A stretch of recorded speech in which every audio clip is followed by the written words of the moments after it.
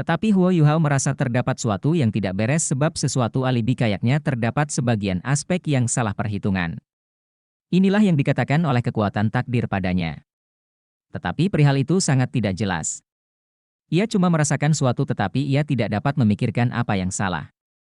Kekaisaran matahari bulan kayaknya tidak terburu-buru melanda dalam sekejap mata. 3 hari sudah lalu serta kekaisaran matahari bulan kayaknya masih tidak bernasar melanda lebih jauh. Seluruh pengawasan di perbatasan dicoba dengan memakai perlengkapan jiwa pengawasan hawa serta legiun rekayasa jiwa kekaisaran matahari bulan penuhi daerah hawa seluruhnya. Ini berarti kalau upaya pengawasan apa juga yang dicoba kekaisaran bintang Luo terhadap pasukan kekaisaran matahari bulan hendak sia-sia.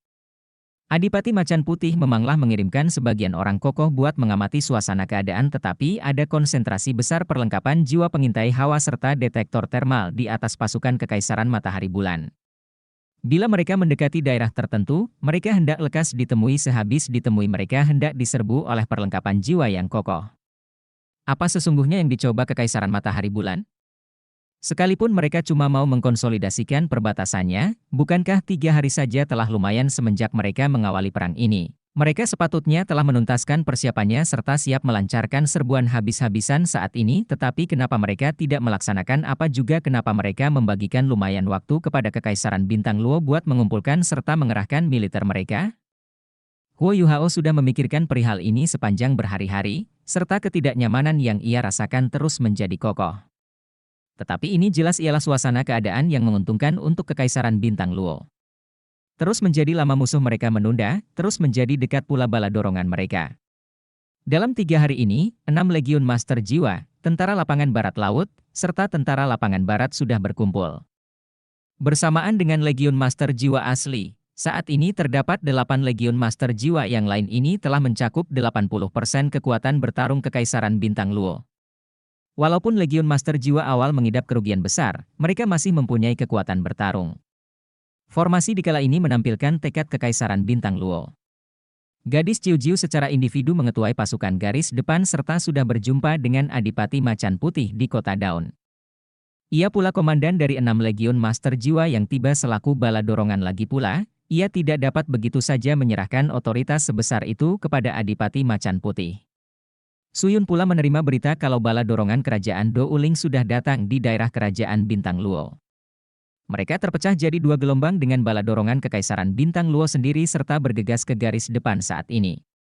Kayaknya situasinya lama-lama mulai normal. Dalam 10 hari lebih sedikit, seluruh bala dorongan hendak datang ditambah dengan persiapan Kekaisaran Bintang Luo. Kekaisaran Matahari Bulan tidak hendak gampang buat sukses dalam invasi mereka. Huo Yuhao menganggur sepanjang sebagian hari ini. Sehabis jadi pengawal Suyun, serta dikala perang hendak rusak, ia tidak butuh berlatih tiap hari.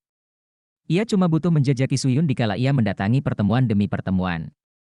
Tetapi ia serta Dai Luoli tidak dapat mencermati rincian nyatanya mengingat status mereka. Huo Yuhao menghabiskan lebih banyak waktunya buat berkultivasi sendiri. Menimpa identitasnya, Suyun menyudahi menyelidiki. Entah itu ia ataupun Dai Luoli, mereka memperlakukannya selaku seorang yang diutus oleh Adipati Macan Putih. Jika tidak, gimana mereka dapat menerangkan keadaan seputar kebangkitan Macan Putih Dai Luoli? Sehabis jiwa bela diri Dai Luoli terbangun, budidayanya bertambah pesat di dasar tutorial Huo Yuhao. Ia hendak menggapai peringkat 40. Begitu ia memperoleh 4 cincin jiwa, ia dapat jadi leluhur jiwa. Ia pula pekerja keras. Kecuali Suyun memanggilnya, ia hendak senantiasa terletak di kamarnya buat berkultivasi. Huo Yuhao pula sangat percaya kalau adik laki-lakinya pekerja keras. Paling tidak ia tidak menyia-nyiakan energinya buat mengajarinya. Dalam sekejap mata, 3 hari lalu gelombang awal bala dorongan dari Kekaisaran Jiwa Surgawi, yang terdiri dari 30.000 tentara, sudah datang. Berikutnya mereka bawa 20 Zuge Divine Crossbow Cannon, yang berasal dari Sekte Tang.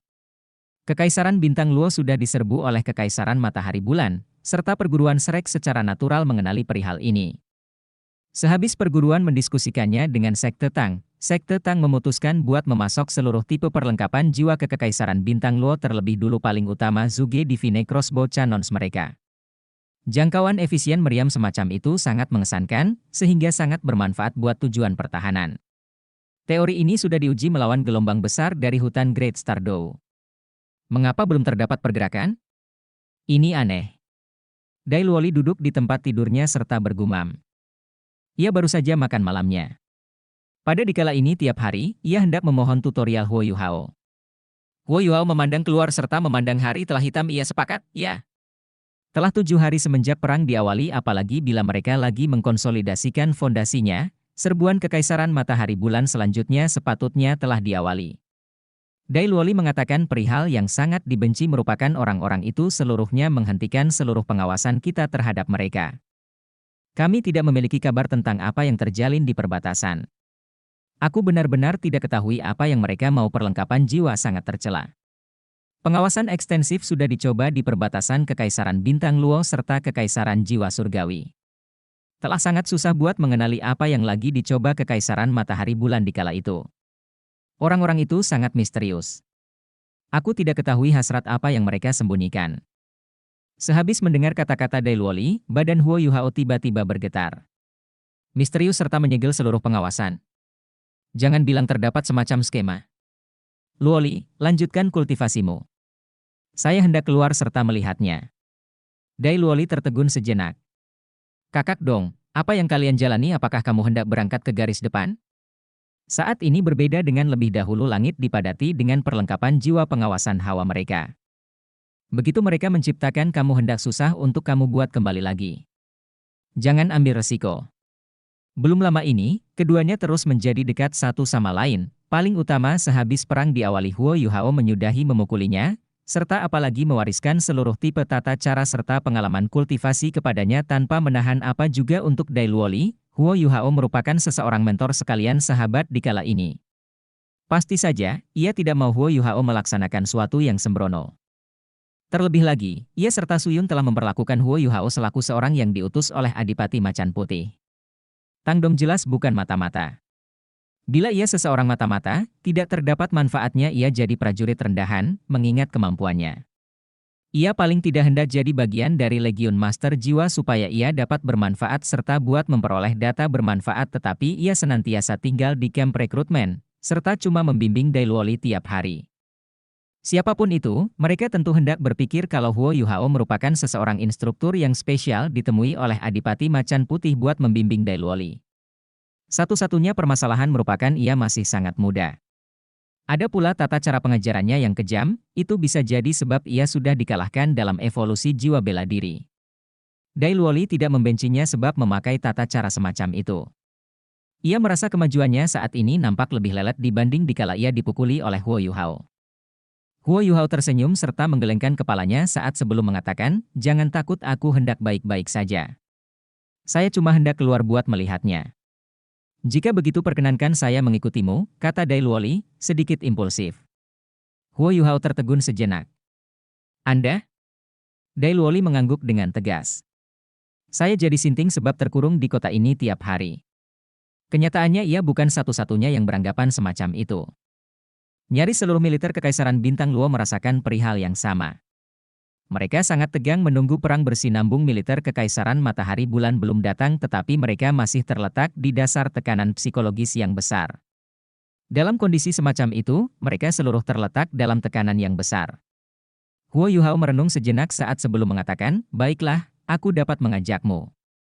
Tetapi kamu wajib merahasiakan seluruh yang kamu temukan selama sejauh ekspedisi kalian, apalagi tidak dapat berikan ketahui Suyun, ataupun ayahmu kalau kalian berjumpa dengannya di masa depan. Bila kalian menjanjikan ini padaku, saya hendak mengajakmu. Dai Luoli tercengang. Ia memandang wajah sungguh-sungguh Huo Yuhao serta bimbang. Sangat sungguh-sungguh, bukankah kalian diutus oleh ayahku? Mengapa saya tidak dapat memberitahunya? Memandang keraguan di mukanya Huo Yuhao mengatakan sehabis terdiam sebagian dikala, izinkan aku menampilkan suatu. Sehabis sebagian hari berhubungan ia memperoleh uraian yang lebih dalam tentang kepribadian Dai Luoli. Sehabis memikirkan pro serta kontra, ia mengambil keputusan. Huo Yuhao dengan kilat mengusap mukanya sebagian kali. Lekas topeng tipis dilepas dari mukanya memperlihatkan penampilan aslinya. Pemuda asli berkulit tebal sudah berganti total. Dai Luoli kaget kala ia memandang ke arah Huo Yuhao yang anggun serta sedikit tampan. Ia duduk di tempatnya sepanjang sebagian waktu. Anda? Huo Yuhao tidak berkata apa juga kecuali mengambil mangkuk kecil dari perlengkapan jiwa jenis penyimpanannya. Ia menuangkan air bersih saat sebelum mencampurkannya dengan cairan. air serta tinta perak. Bukankah itu yang kamu pakai buat mengenali apakah seorang terdapat hubungannya dengan kamu apa yang lagi kalian lakukan? Dai Luoli tertegun dikala ia memandang ke arah Huo Yuhao. Huo Yuhao tersenyum serta mengangkut kepalanya.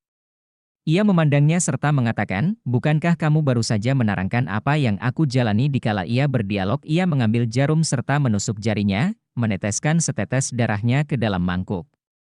Darahnya tidak menyatu jadi satu tetes dikala merambah air perak bertinta itu, namun melayang di dalamnya. Nyatanya seluruhnya mandiri. Huo Yuhao membagikan jarum pada Dai Luoli serta mengatakan saat ini giliranmu. Dai Luoli tidak yakin dikala ia memandangnya serta bertanya, kalian berupaya menguji apakah kalian terdapat ikatan keluarga denganku? Kami. Huo Yuhao memotongnya, teteskan darahmu dahulu. Dai Luoli menarik nafas dalam-dalam sebagian kali serta berupaya buat tenang. Sembari mengertakkan gigi, ia mengambil sebagian langkah mengarah mangkuk. Ia menusuk jarinya dengan jarum, serta setetes darahnya masuk ke dalam mangkuk berisi air. Kedua tetes darah itu melayang sendiri-sendiri di dalam air. Itu semacam dua mutiara rubi. Huo Yuhao dengan lembut mengocok mangkuk itu, serta kedua tetes darah itu bersama mendekat satu sama lain. Dai Luoli mencermati mangkuk itu dengan teliti. Ia ketahui kalau ia berhubungan dengan Huo Yuhao bila dua tetes darah itu menyatu. Bila tidak berhubungan hingga kedua tetes darah tersebut hendak senantiasa terpisah. Kedua tetes darah itu terus menjadi mendekat. Dai Luoli tanpa sadar mengepalkan tinjunya. Ia merupakan orang yang pintar serta pasti saja ketahui kalau Huo Yuhao tidak melaksanakan uji ini tanpa alibi, tetapi ia masih tidak yakin. Kedua tetes darah itu kesimpulannya menyatu satu sama lain. Awal mulanya mereka cuma bersama bersentuhan lembut saat sebelum terpental semacam dua bola karet. Pas kala Dai Luoli menghela napas lega serta mengira ini seluruh cumalah game yang tidak terdapat maksudnya, ia tiba-tiba menyadari kalau terdapat sisa darah yang menghubungkan kedua tetes itu. Saat sebelum ia pernah bereaksi, kedua tetes itu menyatu dengan kilat berganti jadi setetes darah yang lebih besar. Dai Luoli kaget serta mengambil mangkuk itu dari Huo Yuhao. Ia mendekatkan mangkuk itu ke matanya, serta dalam kondisi linglung kala ia memandang cuma terdapat satu tetes darah yang tersisa di mangkuk itu. Huo Yuhao duduk di tempat tidur di sebelahnya serta menampilkan senyuman getir. Ya, saya sama sepertimu. Kami sama-sama anak laki-laki itu, cuma saja bunda kami berbeda. Saya lahir 1 tahun lebih dini darimu, jadi saya merupakan kakak kandungmu. Sayang sekali saya mirip denganmu dalam aspek lain, sebab saya pula anak haram. Terlebih lagi, status ibuku apalagi lebih rendah dari ibumu. Ia cumalah pelayan orang itu lebih dahulu. Dikala aku masih kecil, aku pula tinggal di rumah adipati. Ibumu sangat mencermati ibuku. Bila bukan sebab sokongan awal mulanya aku bisa jadi tidak hendak selamat. Ibuku senantiasa sangat berterima kasih padanya. Apalagi saat sebelum ia wafat ia masih tidak melupakan betapa baiknya ibumu padanya. Ibuku wafat serta saya terpaksa tinggal bersama para pelayan di rumah adipati. Aku menempuh kehidupan yang beresiko, ia bersusah payah membesarkan aku, sehabis itu, ia terkena penyakit sungguh-sungguh serta tidak sempat bangun lagi sehabis ia ditendang oleh Dai Hua Bin 1 kali. Tahun itu, aku baru berusia 10 tahun. Saya apalagi tidak bisa mengingat seluruhnya dengan jelas lagi, sebab kenangan itu merupakan salah satu kenangan tergelap dalam hidupku. Sehabis itu, saya meninggalkan istana Duk serta berkelana sendirian. Untungnya, jiwa bela diri aku bermutasi semacam kepunyaan kamu, tetapi saya tidak mewarisi macan putih orang itu, melainkan memperoleh jiwa bela diri dari ibuku. Jiwa bela diri aku merupakan mata aku. Huo Yuhao memandang Dai Luoli yang kaget serta memperlihatkan sinar keemasan redup dari mata rohnya. Dai Luoli bisa dengan jelas memandang pupil mata Huo Yuhao lama-lama terbelah jadi 2 pupil. Satu pupil bercorak emas keunguan, sebaliknya yang lain bercorak emas mawar. Ini sangat aneh. Polikoria. Ini merupakan keanehan terbanyak dari garis generasi macan putih. Saya benci nyaris seluruh orang di istana Duk, tidak tercantum kalian serta ibumu. Ibumu merupakan dermawan aku serta bunda aku, inilah kenapa aku memutuskan buat menolong kamu sehabis aku menciptakan bukti diri kamu. Dai Luoli menarik nafas dalam-dalam sebagian kali lagi, serta dadanya bergetar hebat. Apakah kalian benar-benar kakak laki-lakiku? Huo Yuhao menunjuk ke mangkuk yang dipegangnya. Itu meyakinkannya. Apakah kalian bergabung dengan militer sebab saya kapan kalian menemukanku? Dai Luoli bertanya.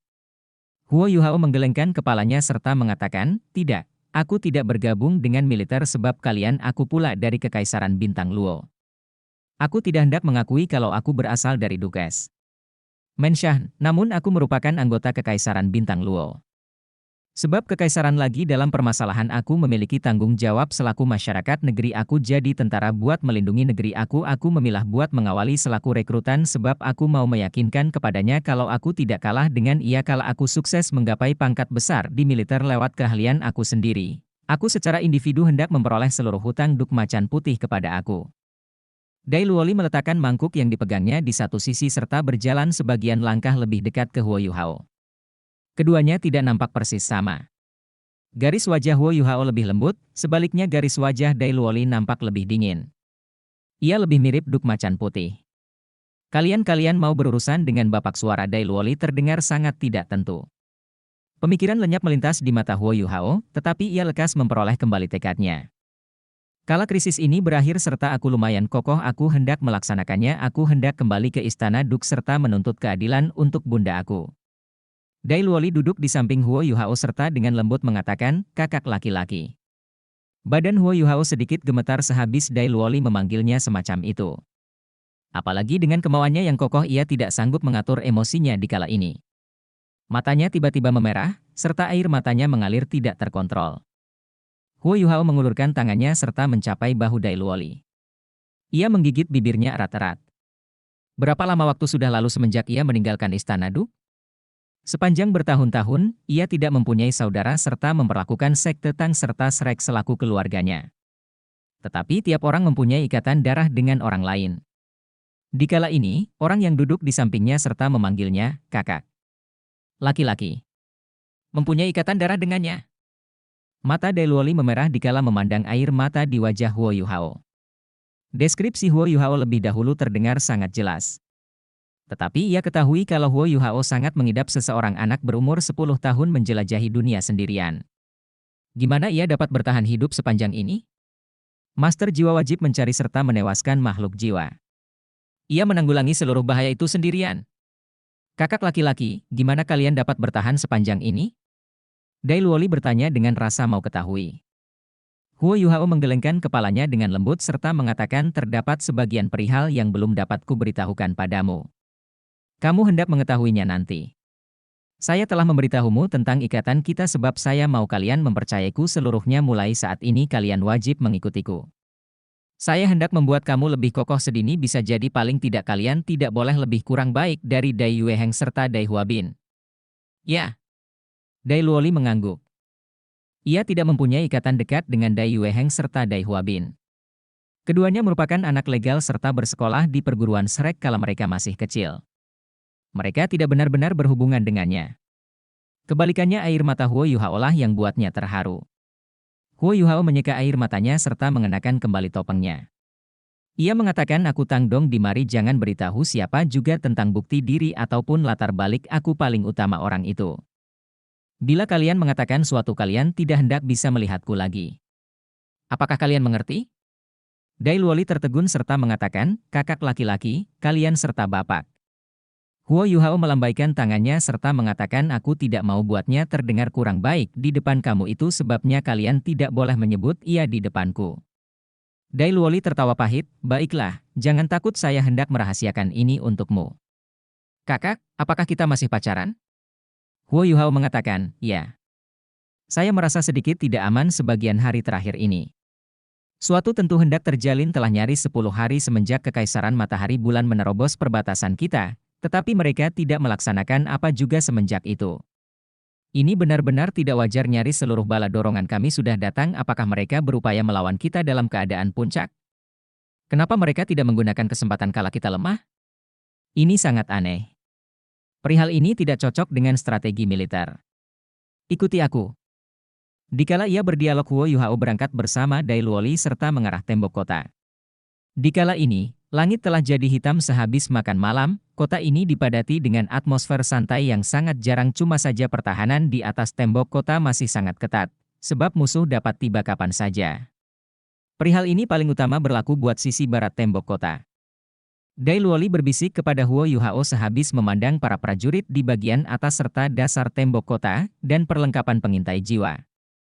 Kakak laki-laki, gimana kita berangkat pertahanannya saat ini sangat ketat buat menghindari musuh menyelinap masuk.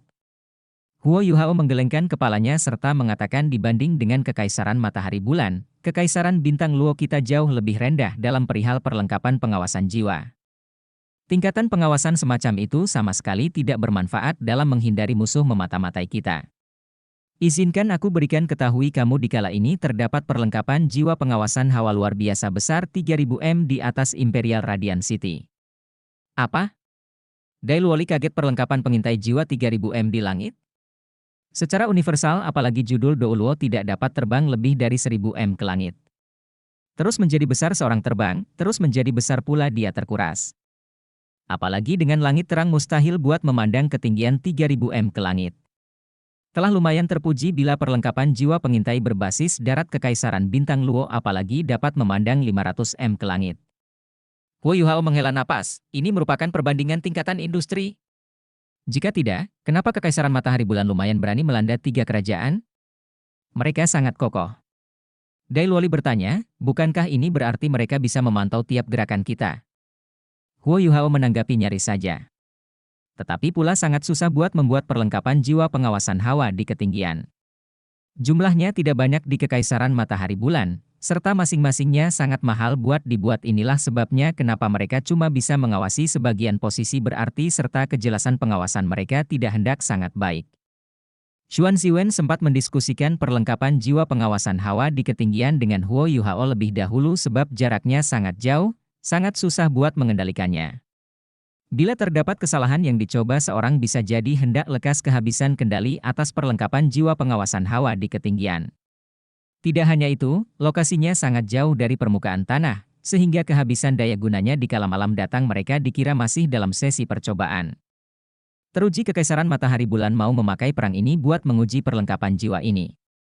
Pasti saja, perlengkapan jiwa pengintai hawa di ketinggian masih sanggup melacak pergerakan militer besar di darat, walaupun tidak sangat pas ini telah sangat bermanfaat dalam perang. Apalagi judul Douluo tidak hendak sanggup menemukan perlengkapan jiwa pengawasan hawa ketinggian dari tanah. Sangat disayangkan untuk Kekaisaran Matahari Bulan sebab Huo Yuhao tidaklah orang biasa.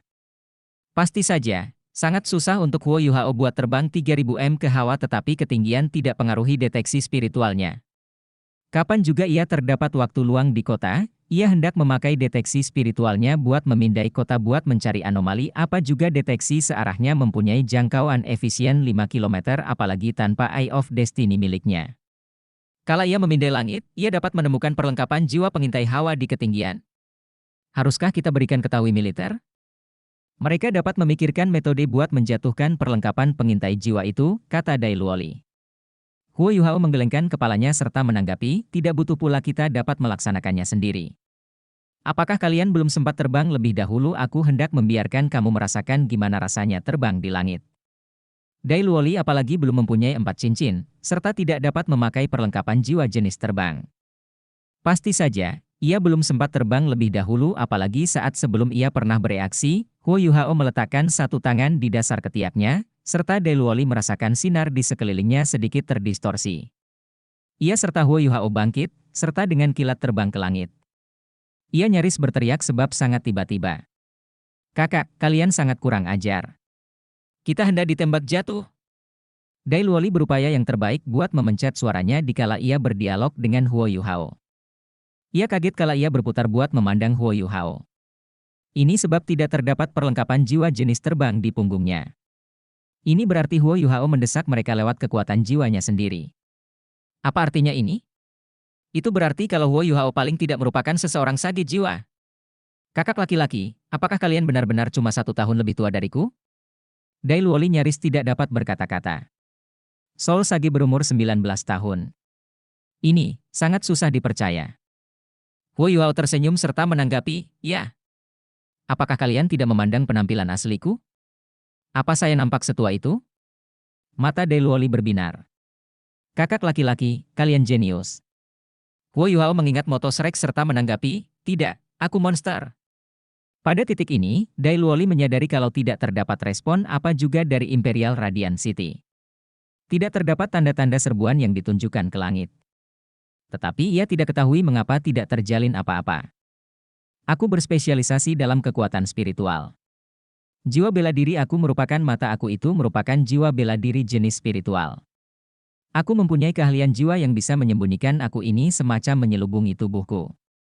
Saya telah menyelubungi kita serta menyembunyikan aura kita. Mereka tidak hendak menciptakan kita, Huo Yuhao dengan tabah menerangkan kepada adiknya. Dai Luoli tercerahkan. Ia memandang ke dasar serta menyadari kalau kota itu jadi terus menjadi kecil dari sudut pandang mereka. Tetapi ia tidak dapat merasakan aliran hawa apa juga yang mengalir ke arahnya. Sangat mengasyikkan. Rasanya mengasyikkan sekali dapat terbang. Aku wajib bekerja lebih keras. Sehabis aku memperoleh 4 cincin, aku kesimpulannya dapat memakai perlengkapan jiwa jenis terbang. Dai Luoli mengatakan dengan penuh semangat. Huo Yuhao terkekeh, mengasyikkan bukan? Ini sangat menarik. Perasaan terbang sangat luar biasa. Dai Luoli menanggapi dengan tulus. Huo Yuhao mengatakan terdapat perihal yang lebih menarik lagi. Saya hendak memberitahumu tentangnya nanti. Dikala ia berdialog ia membuka sayap kupu-kupunya serta terbang lebih besar lagi ke langit. Mereka telah terletak di luar daerah yang dapat dideteksi oleh perlengkapan jiwa pengintai di Imperial Radiant City. Tidak permasalahan untuk Huo Yuhao buat memakai perlengkapan jiwa jenis terbangnya saat ini mengingat kemampuannya, mustahil buat terbang sampai 3000 m di hawa terlebih ia lagi bawa orang lain di kala ini. Perinci kota Imperial Radiant sudah jadi sangat kecil saat ini dalam kegelapan, mereka apalagi lama-lama menghilang. Seluruh suatu di dekat mereka saat ini hitam gulita. Mereka pula tidak merasakan hawa mengalir ke arah mereka. Dai Luoli merasa seluruhnya tidak nyata. Kayaknya ia merambah dunia lain di dasar tutorial Huo Yuhao. Perlu sebagian waktu buat terbang 3000 m ke hawa. Huo Yuhao menciptakan kalau kekuatan jiwanya terus menjadi terkuras sehabis ia melewati batasan 1000 m. Untungnya, ia menemukan dorongan perlengkapan jiwa jenis terbangnya. Tetapi kekuatan jiwa dalam perlengkapan jiwa jenis terbangnya pula hendak terkuras habis terus menjadi besar. Ia berangkat dengan dorongan sebagian botol susu. Huo Yuhao sukses mengimbangi jumlah kekuatan jiwa yang terkuras. Tetapi mereka naik dengan kecepatan lebih lelet karenanya. Kekuatan spiritual Huo Yuhao sudah lama mengunci perlengkapan jiwa pengintai hawa di ketinggian itu. Kompleksitas perlengkapan jiwa ini buatnya penuhi ketentuan selaku perlengkapan jiwa kelas 8. Dia bisa dikendalikan dari jauh, serta senantiasa terletak di hawa buat pengawasan pada ketinggian yang sangat besar ini jelas ialah arah pengembangan pengawasan di masa depan.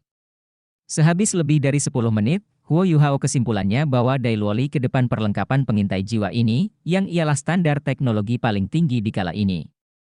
Perlengkapan jiwa pengawasan hawa ketinggian ini semacam bola besar. Bagian bawahnya terbuat memakai kuarsa sintetis, sebaliknya di atasnya ada 4 layar logam yang menolong menyeimbangkannya. Di hawa terdapat 12 botol susu yang dipasang di 4 layar ini. Botol susu ini digunakan buat mengisi kembali kekuatan jiwa yang terkuras oleh perlengkapan jiwa ini. Dikala perlengkapan jiwa ini terbang, layarnya ditarik kembali. Sehabis menggapai lokasinya, layar tersebut setelah itu hendak terbuka buat menyeimbangkannya.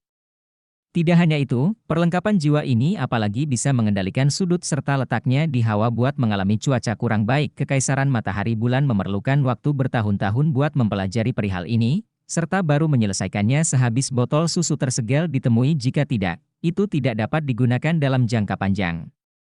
Huo Yuhao tersenyum, serta sinar keemasan bersinar di matanya. Dai Luoli lekas memandang undulasi yang luar biasa serta terdistorsi di dekat perlengkapan jiwa pengintai ini. Perlengkapan pengintai jiwa ini tidak memancarkan sinar apa juga sehingga nyaris tidak nampak di malam hari. Tetapi cahaya yang terdistorsi ini merupakan emas redup, yang buatnya sangat jelas nampak di kala ini. Dai Luoli bisa dengan jelas memandang semacam apa perlengkapan jiwa pengawasan hawa di ketinggian ini. Diameternya cuma dekat 2 m. Dia mulai bergetar sedikit dikala cahaya distorsi timbul seolah-olah dia lagi meronta. Sangat disayangkan kekuatan spiritual Huo Yuhao sudah menggapai alam material konkret, serta ia memakai interferensi spiritualnya. Perjuangan perlengkapan jiwa ini sia-sia. Huo Yuhao dengan kilat bergegas maju. Dikala ia menyeret Dai Luoli dengan satu tangan, ia memakai tangannya yang lain buat dengan kilat mengetuk perlengkapan pengintai jiwa sebagian kali. Botol susu tersegel dengan kilat ditarik dari perlengkapan jiwa, serta Huo Yuhao memasukkannya ke dalam perlengkapan jiwa jenis penyimpanannya. Sehabis ke-12 botol susu tersegel dikeluarkan, perlengkapan jiwa kehabisan kekuatan. Seluruh undulasi kekuatan jiwa menghilang, serta dia cuma sukses bertahan di langit sebab layarnya. Huo Yuhao menghasilkan perlengkapan jiwa jenis penyimpanan Starlight Sapphire miliknya. Safir itu bersinar cerah saat sebelum segala perlengkapan jiwa pengawasan ketinggian ditaruh di perlengkapan jiwa jenis penyimpanannya. Mulut Dailuoli menganga. Ia berpikir, apa yang kakak laki-lakiku jalani tidak cuma budidayanya yang mengejutkan, namun apalagi keakrabannya dengan perlengkapan jiwa juga sangat mencengangkan. Ia tidak ketahui gimana wajib bereaksi. Ia hendak melanda perlengkapan pengintai jiwa serta menghancurkannya. Huo Yuhao tidak tega menghancurkannya. Itu merupakan perlengkapan jiwa kelas 8 yang berteknologi maju. Ia hendak mengambilnya kembali buat Guru Xuan buat menelitinya. Dengan menelitinya, mereka bisa memesatkan riset mereka terhadap perlengkapan jiwa pengintai hawa di ketinggian 10 tahun. Huo Yuhao tidak membuang waktu sepanjang sebagian hari terakhir ini. Dari kota, ia sudah memindai perlengkapan pengintai jiwa ini dengan deteksi spiritualnya sebagian kali.